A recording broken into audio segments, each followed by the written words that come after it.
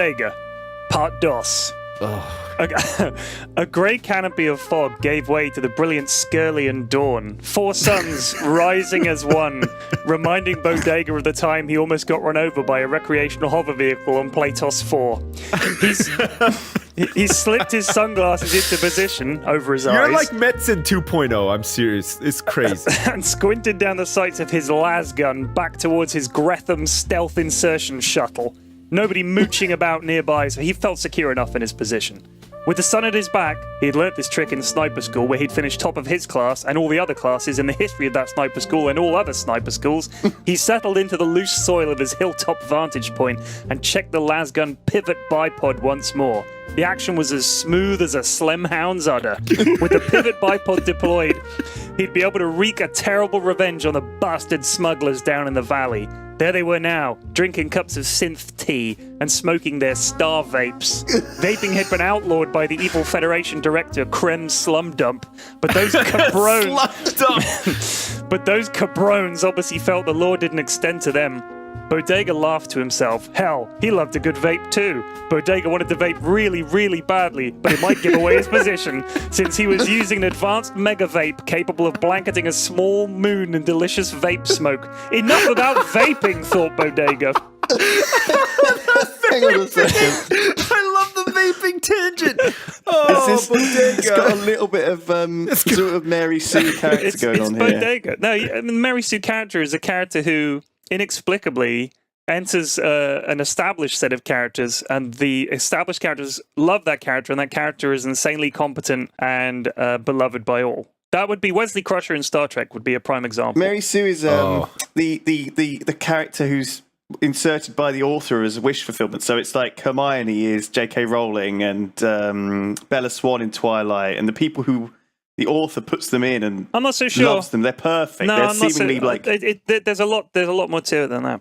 This is more like Wesley Crusher. Explain Wesley Crusher. Yeah, I guess just when I see a mirror of Pyrion Flax in the story, that's what I think of as a Mary Sue. Lots of people vape, Lewis, and as it happens, Bodega happens to use a mega vape capable of blanketing a small moon delicious vape smoke. I'm delighted to hear it. That sounds very antisocial, though. I mean, what if the whole moon doesn't want to vape? You know, enough about vaping, thought Bodega. The smugglers were gathered around a collection of small remote-controlled vehicles. Through the vision scope attachment of his lasgun, Bodega could practically smell the scum from here. Whatever they planned to do with those RC vehicles, it was going to be related somehow to their smuggling activities, and it was surely going to be a thing a bastard would do.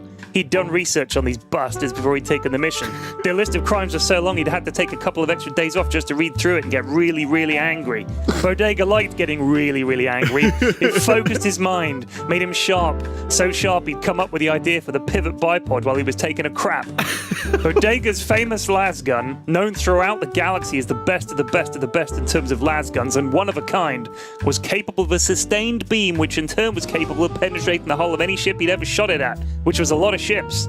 By definition, a human being in their stupid remote-control vehicles was going to be no match at all. He grinned, he being Bodega, and checked the pivot bipod action once more. Smoother than a hit from his mega vape. No vaping, thought Bodega firmly. Man. Down in the valley, the bastard scum smugglers were laughing and joking and starting to fart around with their RC vehicles. There were 10 of them, their hover vehicles parked up in a semicircle. They sure didn't dress like smugglers, the clever bastards. Most of them had glasses on, which was weird, because anybody with 100 skrells could get eye surgery or an implant or something. Maybe it was part of their disguise. Maybe they weren't very good at smuggling and were a bit hard up when it came to cash. Bodega gave it some thought. He couldn't come up with anything. Ah well, 5 minutes till their personal doomsday anyway. What was he, an optician? Bodega checked the action once more on the pivot bipod and instantly thought about vaping. Flav it, he thought, and pulled out his mega vape. He took one huge tug and exhaled, regretting it instantly. The smugglers all looked up towards the 50-meter cubed cloud of vape billowing off the hilltop. One of them fired up an RC drone and busted straight at Bodega. As it neared him, he tensed every muscle in his body, letting out a small fart as he did so. Not out of fear, but as a precaution. A fart in combat is no joke. It can really put you off. But the drone didn't open fire. It hovered nearby, and a small, reedy voice emitted from a speaker on the front.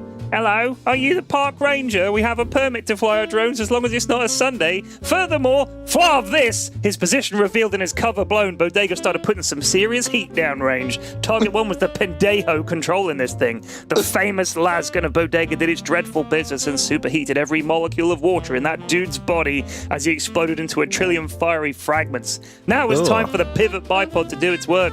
No need to take his finger off the trigger. Bodega simply played the lasgun around the smuggler's meeting point like an old man watering some plants. A drop of water for the Grubels, a dash for the Clearforths, a good soaking for the needy Jup tree. Although in Bodega's case, this translated into 3 more smugglers shrieking in agony as they were sliced into bits by the lasgun. Oh, man. Holy shit. He took a quick squiz down the sights and noticed that many of the smugglers were crawling around and shrieking. Some had curled up into balls and were crying, and some were more desperately trying to run for cover. Zap!